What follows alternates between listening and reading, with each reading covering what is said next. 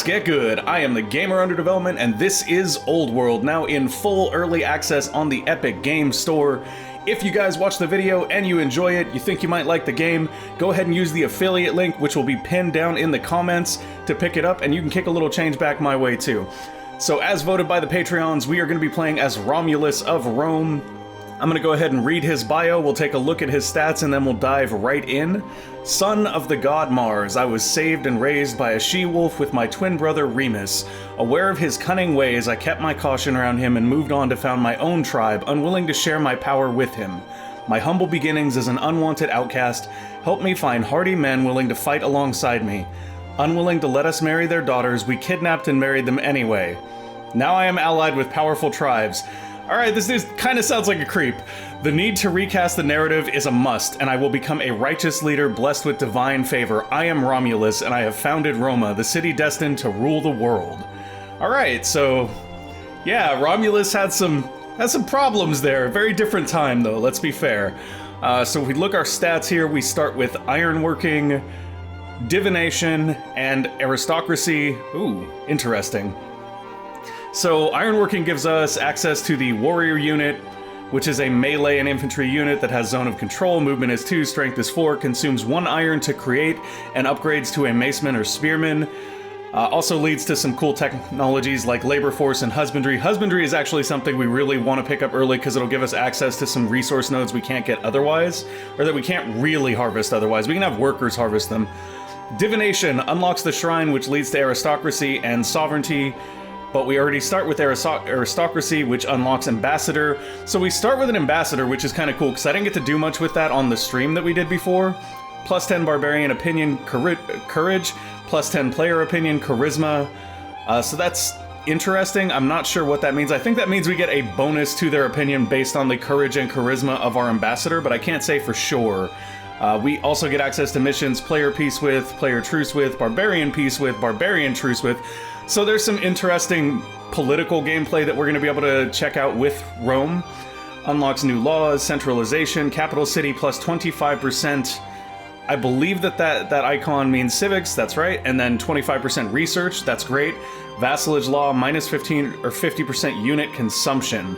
That's actually really interesting. I'm not sure how that works, but we'll definitely be playing around with that. We have the unique unit, the Hestatus, which has a zone of control but ignores zone of control. And Can Tetsudo, which is bonus versus range damage, that's pretty cool. Consumes 2 iron and upgrades into a legionary, which I love. The legionary here is movement 2, strength 10. Wow, that's a strong early unit. Has zone of control, ignores zone of control, but it does consume 2 training and 4 iron. That's okay. So the families we have access to are the Fabius family. All cities produce plus 2 training, plus 50% city defense. All new units start with steadfast. I think we can pin that and read it. Yes, we can. Sort of. Steadfast, there we go. Versus barbarians plus 25%, that's awesome. So if we pick them, we can basically slaughter early barbarians. Family seat gives plus 25% training. On seat founded, we get 400 training automatically. Their opinion preferences are for largest military and engineering and volunteers. They don't like tyranny, and they don't like having the smallest military. So that's a very interesting thing. And then character tendencies, common traits are hero, commander, tactician, zealot, schemer, orator, judge, builder, scholar, diplomat. So I'm not going to go that deep into the rest of these. We're just going to kind of take a cursory look and see which one we might want to start out with. Plus 2 growth per year, food staple, plus 1 growth, plus 4 food, minus 50% rural specialist train time. That's actually really, really good. Family seat can buy tiles. That's also very good. On seat founded, plus 2 citizens. So citizens are different from workers. We had extra workers when we played as Philip in the stream before, but citizens are the units that we actually have to train into specialists to generate better resources from the tiles that are controlled by our cities. So that's a very interesting one. Opinion preferences for them are having the most cities. Also, they like cities with defended units, they like centralization, colonization, coin debasement, and cities with enlightenment. Interesting. The Valerius family is plus 2 civics per year, plus 1, I can't remember what that icon means, culture I think it is, but I could be wrong there. Plus 10 orders per culture event. Wow, that's actually really, really strong. Family seat can hurry city production with money. On seat founded +1 culture level. That's actually a really, really potentially strong starter one. I was leaning towards Claudius, the landowners, but the patrons here seem very, very strong for Rome. All cities +1 order per year. All cities +1 civics per family opinion level.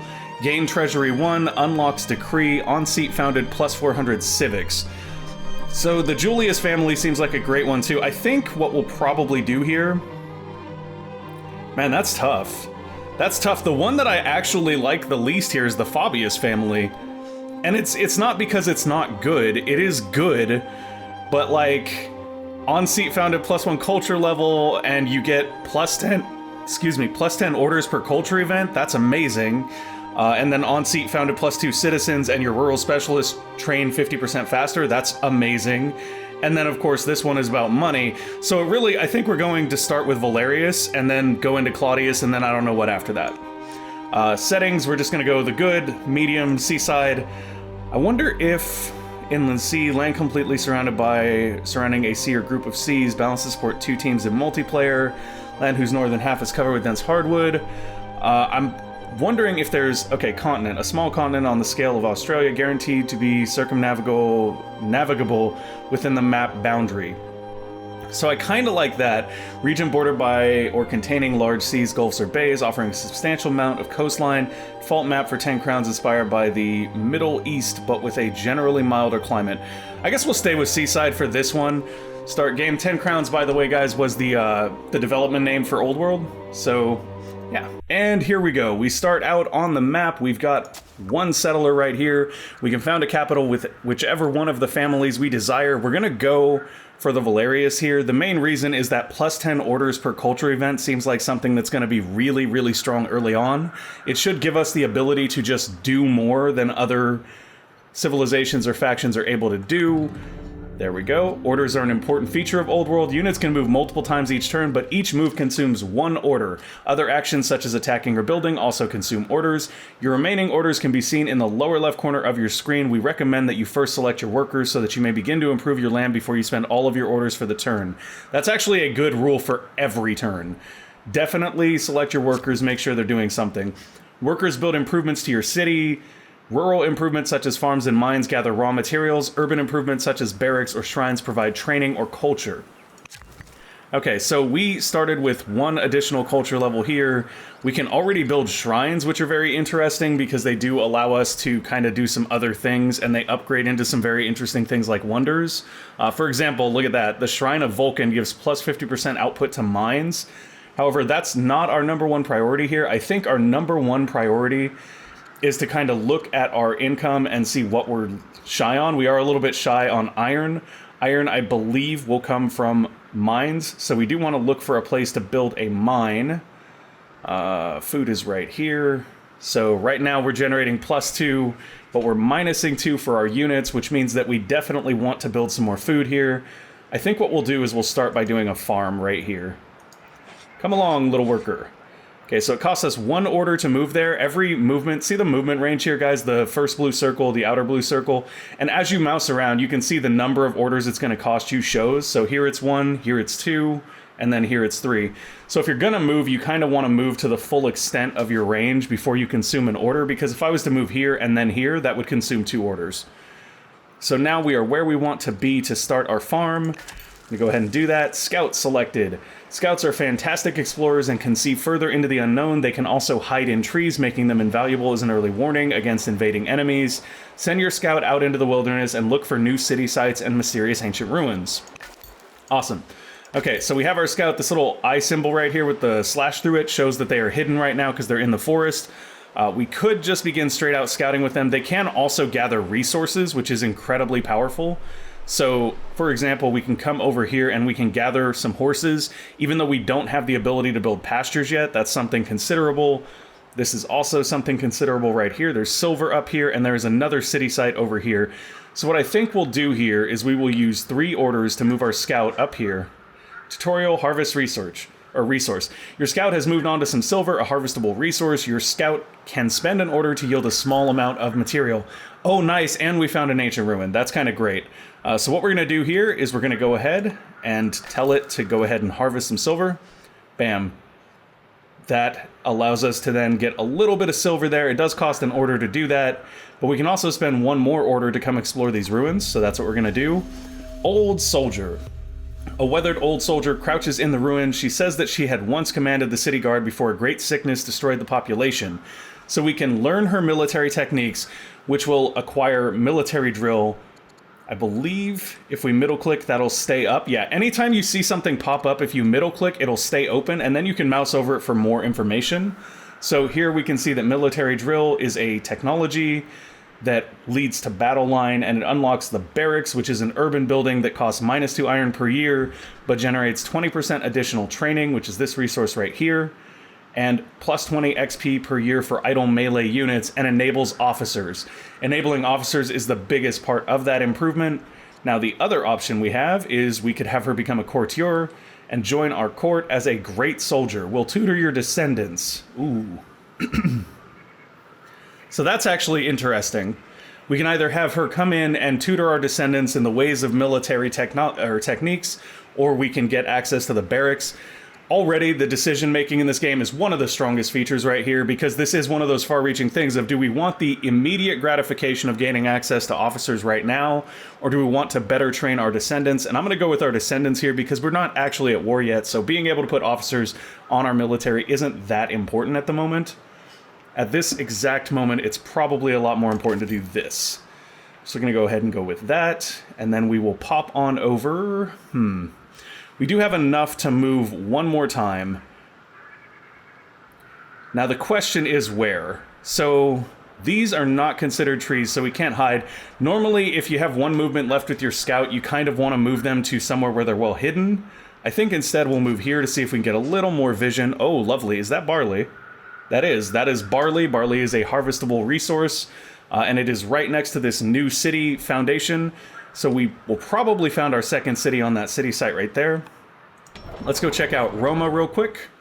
Roma is currently working on a new settler. It will be out in 4 years. Every turn is a year. And then, of course, we have our warriors here. The warrior is the first melee unit available to your nation. Melee units will form the backbone of your army, defending you from enemy tribes and nations. I'll use warriors for early combat. So we could kind of move them around as explorative units here, but it's not really beneficial to do that because they consume more orders for less movement than explorers do. So what I'm going to do instead is I'm going to come in here and just take a look at anything else we might want to put in queue. We only have one worker, so we'll probably want to be building an additional worker after our settler. But depending on how soon we find another city site, we might just want to go straight from one settler into the next. So for the moment, I'm fine with us just doing the settler. Let's go ahead and choose some research. Okay, so the game is recommending we take administration here, which will give us access to Treasury 1, which leads into Treasury 2. But it grants us access to a granary, which will -2 trees to give adjacent farms plus 50% output. That's actually really, really strong. I kind of like that. Getting the camp here will allow us to harvest game, elephants, and camels. We don't really have any of those close to us at the moment. It will also give us access to the slinger, which upgrades to the archer, but we don't really need that either just yet. And then there's the quarry here, which... ooh. So that's interesting, because it'll give us additional... I want to say that's stone? Yeah. It'll give us additional stone if we build it next to a mountain, and we have a bunch of mountains right here next to us. We're not quite there yet, though, so I guess we will go with administration here. And now the culture tutorial. Roma has reached developing a new culture level. Higher tiers of culture unlock additional improvements and wonders for your city. Each new tier will also trigger a positive event for the city. Today, a group of laborers has decided to join your workforce, granting you a new worker. Developing culture event. So since we got that culture event, we did get plus 10 orders this turn, which is great. I'll put them to work right away. So now we have another worker here, and we actually have enough remaining orders to go ahead and do something with them. The question is, which of these shrines do we want most right now? Growth is pretty good. +1 level for new units is also pretty good. I think that what we'll probably do, though, is maybe focus on building nets here so that we can pull in some dyes. Dyes are a luxury object, and some of your families / factions will want those. One sec, guys. I gotta adjust something here. I got a new standing desk set up and like my footpad thing was in the wrong place. Okay. So we can go get dies here, which is probably a good thing. And if we pin that tooltip again, we can actually mouse over dies and see what they do. They add luxury, they add 2 culture, they add 10 money. Money will become very, very useful later on, but for right now, it's not great. We can use it to buy other resources, but we, at this point, should really be focused on just gaining the other resources first. So I think we will go ahead and move here, and we'll tell them to build nets. It's going to take 3 years for them to finish nets, 3 years to finish this farm. Seems good as it is right now. Hopefully administration will be finished in 4, which should give us access to that other building that will increase the yield of our farms. We can put that just right there. Lovely. Anything else we need to look at here? No. Nope. We got everything. Next unit, it's going to have us look at the warrior here. There's not a whole lot that we can do with them because we don't have anything to fight yet. So we can trade 100 training and an order to go ahead and promote them if we want to. And that will allow us to give them a special ability here. We can give them Herbalist, which allows them to heal for 2 HP and leads to healer. We can give them Steadfast, which lets them take out barbarians more easily. We can give them Bloodthirsty, which lets them take out damaged units more easily. Or we can give them Focus, which gives them critical chance. Now, what I think I'm going to do... So Healer is really good for giving them longevity, but I feel like the first thing we're going to end up running up against is barbarians. So I'm going to give them Steadfast. Our warrior unit has been hard at work training for battle, and they are ready to take orders. Will you take the role of general and lead them? Yes, I belong on the field of battle. No, I am needed in the capital. We're going to leave Romulus in the capital here for a moment. I guess he's not actually in the capital, though. We have no governor, so doing that didn't really help him any. I suppose we can just assign him down here on our own. Oh yeah, it takes 1 year to do it. So it gave us the opportunity to do that because we promoted them, but it does take 1 year before we can then assign them since we chose not to do it. So we can do that next turn. I was holding off because you cannot establish a governor here until you've built a garrison, stronghold, or citadel, and I wasn't 100% sure whether or not he started there. If he had started there, it would have been better to just leave him there. That was not the case, though. We're going to go ahead and end the first year. All right, sorry about that, folks. I am back. I just had to check something right quick. Let's go ahead and move over here. We should be able to harvest some barley. Sounds good. See what else we can find with our scout. Basically, what we're trying to do with our orders early on is we're trying to make sure that our workers are engaged, and if they're not needing orders, we're going to use those to explore as much as we possibly can. I'm going to explore up this way because we can land in the forest, which will keep us safe. The court is divided over the recent discovery of the Gauls. Our scholars wish to study the Gauls' culture to deepen understanding, but our generals insist that these savages deserve no such respect. We must bring the court together with our decision. So we can observe their ways here, which will give our leader intelligent. As a governor, he'll generate +2 science per culture level. We're probably not going to use him as a governor anytime soon, though, so that's not super beneficial from a gameplay perspective. We should devise ways to destroy them. King Romulus, the founder, gains Tactician and is no longer a schemer. +1 reveal range, no extra unit consumption cost when outside borders. All units, critical chance is +10%, can serve as a general or spy master, +2 courage, +2 wisdom, +40 training. So the fact that we already have schemer for Romulus, which is a very interesting thing we haven't really played too much with, I'm going to go ahead and observe them.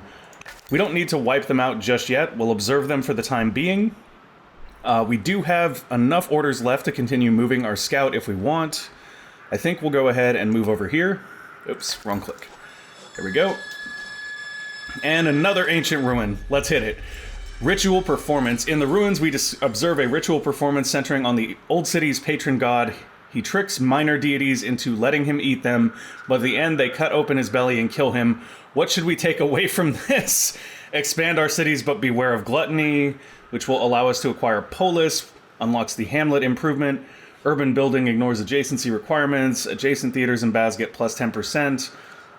We could also go for hold such performances ourselves. That would unlock drama in the theater.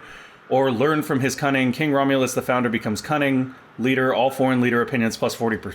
Oh, I like that. Since we're a schemer and we're working on being able to have ambassadors early on and things, I actually really, really like this. So let's go ahead and do that. And then I think for the... Well, we can't move him anymore unless we decide to pay some additional orders and training because he's moved his 4 times this turn. If we look up here, we can see our heir, which is Prince Remus, our brother, and also our courtiers. This is Valeria the soldier that we acquired last year. Now, with Prince Remus, the reason he is the heir is due to our government system. If we actually go through here, we can find that. Let's see, where is that?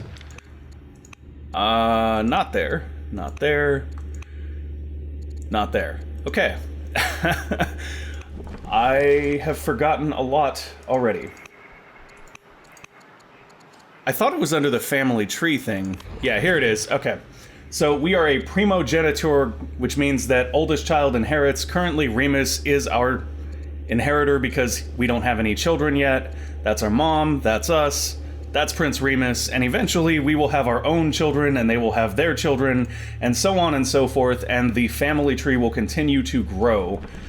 For right now, though, it's just us and our brother Remus, who we do not want to seize the throne. Okay, they're still building nets, they're still hanging out, that's fine. We could go ahead and promote them again if we so desired, but I don't know that that's necessary, and it would consume all of the training we have right now, which makes it kind of not a good thing. What we will do, though, is we will go ahead and assign them a officer. So we can assign Romulus, that will give them +1 movement, -1 courage, which means -1% attack, -1% attack for the lack of discipline, plus 15% initiative due to the wisdom of 4 that he has, but they do gain XP from combat. So if we do this, if we appoint Remus, Remus is actually more of a warrior than we are, and he will not only give them additional XP from combat, but will also gain 20 opinion with Remus. Lucius Valerius the Bold, he is a member of the Valerius family. He will give them +6 XP per year, which is actually really, really good because they're kind of just sitting right now. Marcus Valerius the Commander, who will also give them access to things like +10% versus infantry units and 6 XP per year. I actually think he's our best bet right now. And then, of course, we have Valeria the Soldier, who we recently found. And she will make them beastie. Gosh, look at her. Like, her stats are unreal. But she does not basically give them XP as they sit there. So for right now, we're going to go with Marcus Valerius the Commander. He seems like the best option. There we go. So now they will be gaining 6 XP per turn just sitting here. They also gain an additional movement and a couple of other bonuses from him, which is great. We have discovered the Gauls. Do we have an ambassador assigned? We do not. Oh, but we could make one, it seems. Ilia the Younger, I believe that's our mother, is potentially an ambassador, so we could go ahead and assign her there. Sure, let's choose her. And then over here, we do not have a spouse yet, we do not have a chancellor or a spy master. Now, I'm not sure what having an ambassador actually does. I don't know if that allows us to... Barbarian peace via Ambassador Ilia, cannot conduct diplomacy for 2 years. Okay, interesting. So she can make peace with the Gauls and things like that. That's going to be kind of useful for us going forward. And we are just 3 years out on our settler. Let's go ahead and end our turn. You have accepted a marriage proposal for a member of your family. Marriages are a useful diplomatic tool for forming bonds with other families, tribes, and nations. They also allow your family to continue their line with legitimate heirs who will be eligible to take over once your current ruler is gone. I'll make sure to find good matches for my family. I don't think we actually did make a match there. I think it was just kind of telling us about making a match. Or maybe we have a proposal. We sold 4 orders for 39.6 gold last turn. When you have excess orders, you can sell them, so having excess orders isn't really a negative thing. Let's go ahead and move up here. Not a whole lot going on there. What is this? Ooh, incense. And we've discovered our first group of barbarians. It's probably a good idea to move away from them if we can. So we won't be able to move completely into cover. So I guess we'll move over here. And now that we have barbarians, we can actually begin marching our warriors over there. And we kind of want to make as much distance as we can in one turn to get towards them, so we'll go here. Seems good. Our workers are both going to be done next year, which means we'll be able to do more with them. And our settler is finishing in Roma as we speak. Perfect. Oh, we do have one more movement. Beautiful. So we can actually move into the forest here for safety. That'll keep the barbarians from coming out and killing our scout. Go ahead and end our year. Lovely, lovely. Our our workers are done. I'm like, our warriors are done. No, our workers are done. In one more year, we're gonna have access to administration. So I think what we'll do is we'll build another farm right here. We may need to start looking at a mine because we are losing some resources relatively quickly here. I would like to get us out to these tiles first. I don't know how long that's gonna necessarily take though. And if we come over here, we can acquire crabs. Awesome. We're gonna go over here and get crabs, guys. That's what we're gonna do. Throw out some nets, get some crabs. It'll be great. Don't need to move them right now. Do want to move our warriors though. Gonna go their full length of movement there, and now we can mess around a little bit more with our scout. I think I'm gonna come up onto these hills here and keep pushing past. Mount Elbrus looks like a volcano, so we do want to keep that in mind because I would imagine there are historic events in which volcanoes erupt that could cause us problems in the future. We could have also gathered some resources back there, but I'm really more about that exploration life right now. I kind of want to find what we can find. It does look like there is another Gauls city there. 22 years until... Oh, it upgrades into an outpost. Interesting. I'm not sure exactly how the gameplay around that revolves, but I am intrigued. Okay, seems good. We've used all of our orders. Gonna go ahead and end our year. Your second city. Your capital is finished training a new settler. Settlers are the key to expanding your empire by founding new cities. Take this settler to a nearby city site to establish a new city. When you found your city, you'll have to choose which family to grant it to. This family will provide powerful bonuses to the city, so consider carefully before making your selection. So we're gonna move over here. Obviously, there is a new city site right here. I'm not 100% sure that we want to build this close to Rome, to Roma, because if we build this close to Roma, it actually limits the expansion of Roma. So the new city, or the new faction we want to found, though, is the Claudius seat, which is going to give us the ability to buy rural specialists faster. They can buy tiles. I honestly feel like after looking at this, we probably should have started with them rather than the Valerius seat, but I think it's okay at this point.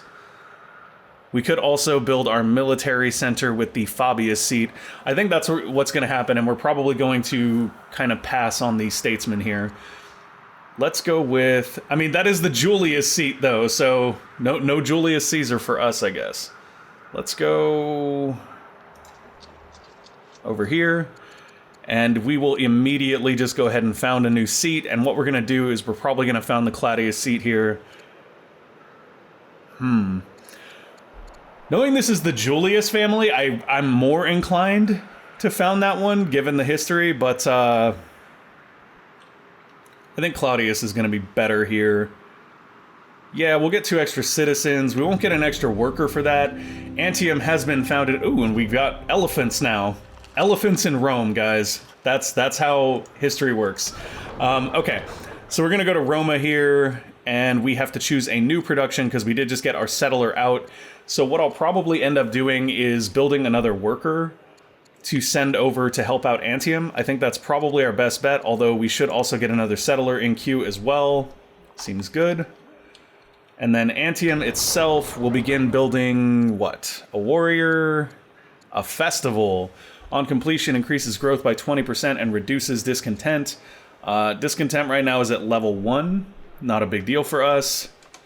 Let's go see what the discontent looks like in Roma. Roma might actually have a little bit more. No, they're not really discontent either. That will build over time, so we will have to do festivals to manage our discontent, but for the time being, it doesn't seem super necessary. So in this instance, I think what we'll probably do...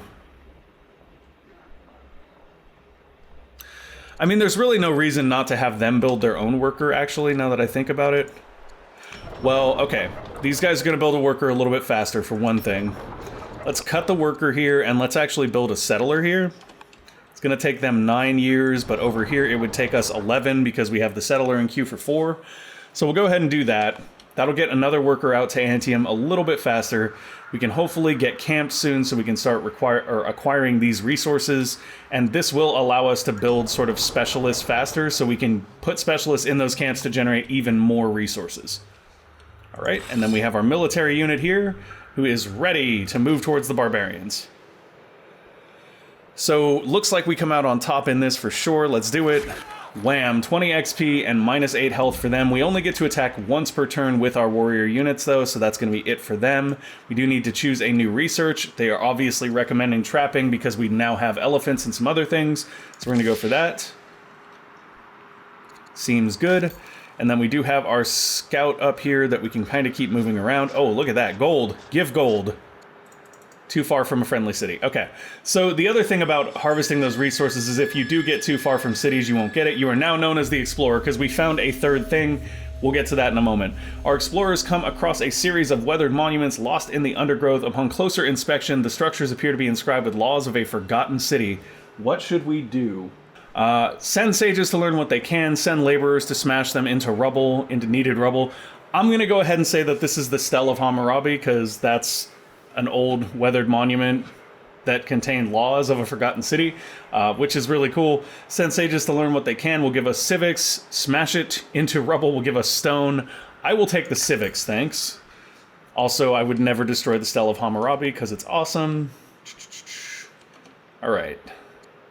Tutorial Legitimacy. So because we got named the Explorer, your cognomen has changed to the Explorer. Your cognomen describes your recent accomplishments, and improving it increases your legitimacy in the eyes of your people. Higher legitimacy grants you additional orders and improves your standing with your nation's families. Keeping your legitimacy high is important for controlling a larger empire. I'll show them who's legitimate. If we come over and look at our families now, we can see their approval ratings. Both are very high, which is great.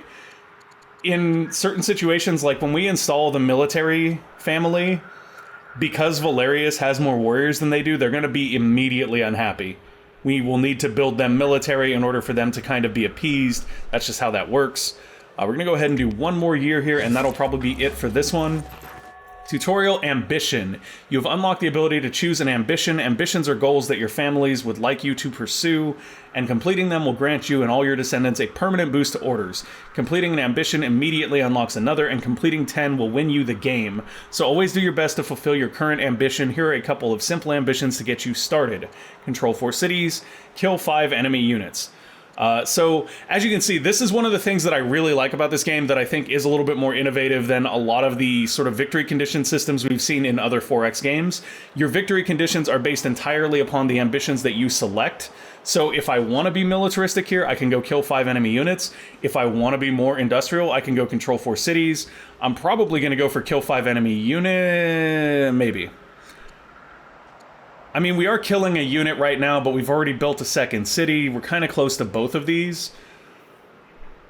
I think what we'll do is we'll go for control 4 cities here, because I haven't found any other barbarians, and there's no guarantee we'll find more after this.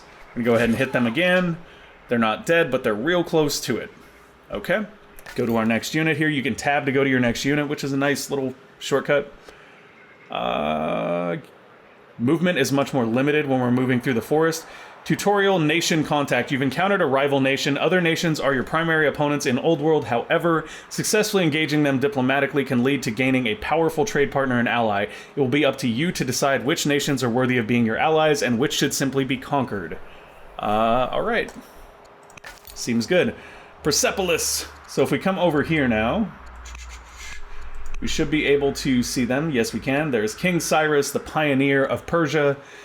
We may actually have diplomatic options now that we have an ambassador. We do, in fact, have those options. We can send dies to them, which will give plus 40 opinion per year. That's pretty awesome. We can ask for peace with them. We can declare war on them. Releases King Cyrus, the pioneer of Persia, from the slinger. I'm not sure what that is. I don't think that there's a... Interesting. Leave the slinger. Oh, we're asking him to stop leading an army. Okay, that's what that is. He's leading an army of slingers right now. We can ask him to stop leading them. I don't think that's really necessary here. More importantly, I'd like to make peace with the Gauls. A mission is already active. Barbarian peace with. So that did cost us 200 training to do, but we're basically trying to make peace with the Gauls, which would be really awesome since we have vassalization, and we can see that there are 2 Gaul cities right here. We could basically use them to extend the reach of our empire without necessarily having to support them as a city, which is very in line with what Rome would do. Met Persia, tutorial for ambitions, warriors attacked. Okay, next unit. Gonna go back up to our scouts here. Gonna keep on moving forward. Oh wow, we are right up on their city's borders. We don't want to go too much closer because we're not really trying to beef with them right now. If they do want to beef, though, like, we can fight. We're not worried about fighting. They do have slingers already, but slingers are weak to melee units if we can close distance with them, which I strongly suspect we'll be able to since we have an officer assigned as well. Very interesting. Persia already has 4 cities, it looks like, and we have 2. So we're very far behind on that, and I'm not entirely sure how that is. It might be a difficulty setting thing, because I don't think we could have made settlers any faster than we're making them. Interesting. Very interesting. It may also have to do with how they start, though. Maybe they start with additional settlers. They are Persia. Persia was a massive nation, so that could be a thing. I haven't actually played as them yet. That is probably going to be it for this one, though, folks. Thank you guys for watching. I hope you enjoyed the show. If you did, make sure to go ahead and give us a like or subscribe to the channel, and we will see you next time. Bye!